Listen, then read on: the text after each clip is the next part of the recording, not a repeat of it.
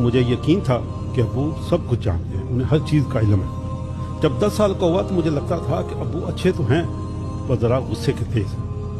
جب 12 سال کا ہوا تو سوچا شاید اب ابو پہلے جیسے نہیں رہے۔ جب 14 سال کا ہوا تو ابو مجھے اب بہت پرانے خیالات کے لگنے لگے۔ جب 16 سال کا ہوا تو سوچا ابو کو آج کے دور کا کیا پتا، انہیں کچھ بھی علم نہیں۔ جب 18 سال کا ہوا تو دل میں خیال آیا ابو میں اب برداشت بالکل بھی نہیں رہی۔ اور جب 20 سال کا ہوا تو مجھے یہ لگا کہ ابو کے ساتھ رہنا مشکل ترین کام ہے، اور حیرت ہوتی تھی مجھے امی پہ کہ امی بیچاری کیسے نبھاتی رہی۔ اور جب 25 سال کا ہوا تو لگتا تھا کہ ابو کو میری ہر بات پہ اور میرے ہر کام پہ اعتراض ہے۔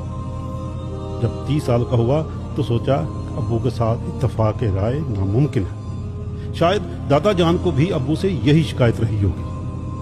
پھر جب 40 سال کا ہوا تو محسوس ہوا کہ ابو نے ہماری پرورش بہت اصولوں سے کی تھی، اور میں بھی اپنے بچوں کو اب ایسا ہی بنانا چاہتا ہوں۔ جب 45 سال کا ہوا تو بڑا تعجب ہوا کہ ابو نے ہم سب کو کیسے سنبھالا تھا۔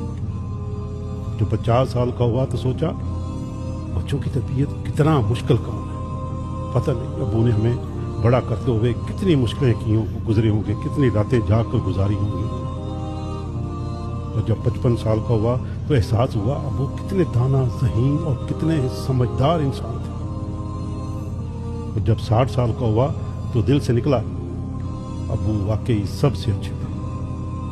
دوستو 56 سال لگ گئے، لیکن زندگی نے گھما کے وہیں لا کھڑا کیا جہاں سے سفر شروع ہوا تھا، کہ میرے ابو سب سے بہترین ہیں۔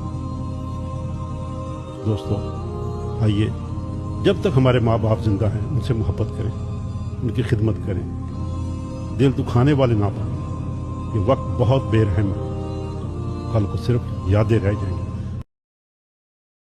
جب میں 4 سال کا تھا تو مجھے لگتا تھا کہ میرا ابو دنیا کے سب سے بہترین انسان ہے۔